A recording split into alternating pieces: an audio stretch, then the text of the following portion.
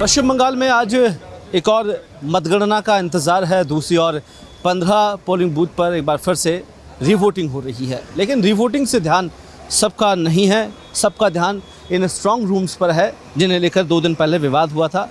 Strong rooms को लगातार जिस तरीके से बताया गया था, पश्चिम बंगाल में देखिए इस बार का जो विधानसभा चुनाव था वो सुरक्षा के मद्देनज़र काफ़ी महत्वपूर्ण रहा है। पिछले कुछ दिनों के भीतर हमने देखा कि जब यहाँ वोटिंग पड़ी उस समय हिंसक घटनाएं हुई, लेकिन 4 तारीख का इंतज़ार इस तरीके के किया जा रहा है, क्योंकि इस बार क्योंकि हर बार का रहता है जिस जगह विधानसभा के चुनाव होते हैं, स्ट्रॉन्ग रूम्स हो या फिर बैलेट पेपर्स हो, तमाम तरह के पोस्टल बैलेट्स को सुरक्षा के लिए 3 लेयर्स की सुरक्षा रखी जाती है। 3 लेयर में सुरक्षा है। 2 जो लॉकर रखे गए हैं वो अलग से है, सीसीटीवी की निगरानी रखी जा रही है।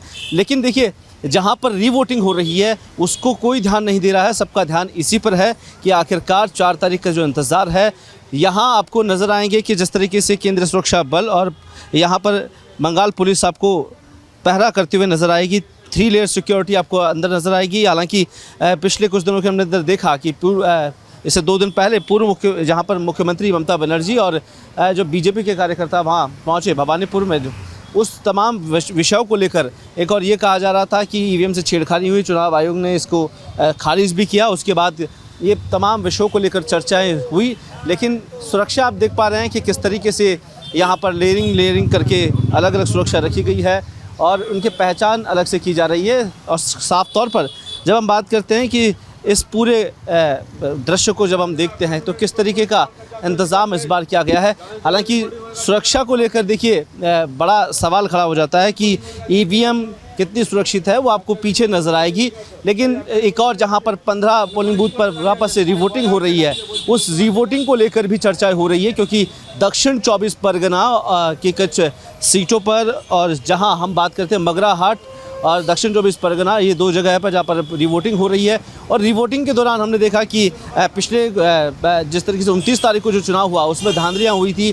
कोई आरोप लगे थे कि जो मशीनें थी उन मशीनों पर बीजेपी के फ्लैग्स की आगे टेपिंग की गई थी और सीपीएम के जो नेता है उनके उनका नाम था उस पर भी टैपिंग की गई थी। फिलहाल उसे लेकर चुनाव आयोग ने संज्ञान में लिया और वापस से रीवोटिंग का किया जा रहा है।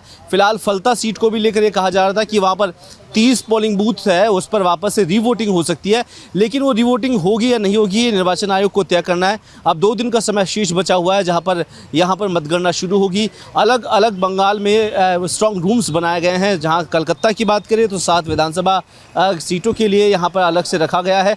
इंतज़ाम सुरक्षा के पुख्ते आपको नजर आएंगे। फिलहाल किसी भी तरीके की कोई कोताही नहीं बरती जा रही है। सुरक्षा बल यहाँ पर आपको चप्पे चप्पे पे तैनात आएंगे। फिलहाल 200 मीटर का दायरा भवानीपुर में हमने देखा कि वहाँ पर 200 मीटर के दायरे में किसी भी गाड़ी किसी भी शख्स को एंट्री के लिए मना किया गया। फिलहाल हम जहाँ खड़े हैं वहाँ पे भी जो सुरक्षा के मानक है वो ही पूरे हैं और जो भी दृष्टिकोण रखे गए हैं उन पर काम किया जा रहा है। लेकिन देखिए पश्चिम बंगाल में 4 तारीख को जब वोटिंग होगी ये आने वाला समय तय करेगा कि किसकी सरकार बनेगी। लेकिन सरकार बनने से पहले और उसके बाद सुरक्षा एजेंसियां जिस तरीके से काम कर रही है वो काबिल तारीफ़ है। बंगाल के अंदर पहली बार बम्पर वोटिंग हुई। दोनों हमने चरण देखे, उसमें 92% से अधिक वोटिंग हुई है। और देखिए जब मतगणना होगी उसके बाद ऐसा नहीं है, क्योंकि सुरक्षा बलों को इस तरीके से तैनाती की गई है कि अगर ऐसा नहीं है कि 4 तारीख को अगर रिज़ल्ट आ जाते हैं तो उसके बाद ही रवाना हो जाएंगे। जिम्मेदारी सौंपी गई है तो राज्य की सुरक्षा के लिए और भयमुक्त चुनाव कराने के लिए इस बार ये रखा गया है।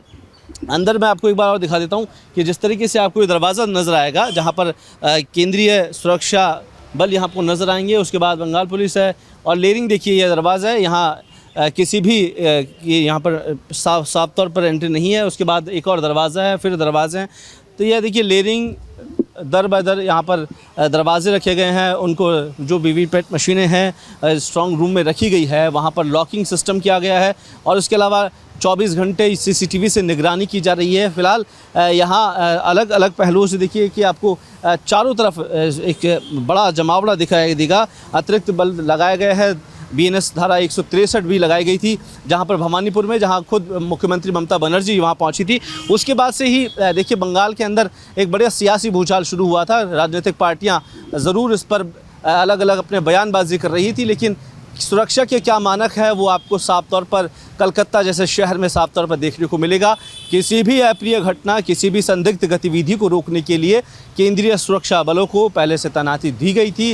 हालांकि इसे और एक आरोप भी लगा था कि पश्चिम बंगाल में इस बार केंद्र सरकार मनमाने तरीके से चुनाव करा रही है, लेकिन देखिए उस पहलू को अगर छोड़ दीजिए तो हम देखेंगे कि पश्चिम बंगाल में पहली बार इतने वोटिंग हुई है और पहली बार लोग भयमुक्त होकर अपने घरों से निकलकर इस बार अपना वोट डालने पहुंचे हैं। और यही वजह है कि लोकतंत्र का जब हम पर्व मनाते हैं, इस तरह की तस्वीरें जब हम देखते हैं तो एक बड़ा उत्साह पैदा होता है कि आखिरकार पश्चिम बंगाल में जब एक और रिवोटिंग हो रही है, दूसरी और 2 दिन बचे हैं मतगणना के अंदर, उस भीतर में कितना कुछ सुरक्षा का इंतजाम किया गया है वो आपको तस्वीरों में देखने को मिलेगा। फिलहाल 4 तारीख का इंतज़ार करना होगा कि आखिरकार किसकी यहाँ सरकार बनेगी, लेकिन सरकार किसकी भी बने, यहाँ पर चाक चौबंद व्यवस्थाओं में आम जनता के लिए, आम लोगों के लिए सुरक्षा बल तैनात किए गए हैं ताकि किसी तरह की कोई कोताही बंगाल में इस बार नहीं होगी। कैमरा पर्सन त्रिलोक के साथ कुलदीप, रिपोर्ट भारत, कलकत्ता।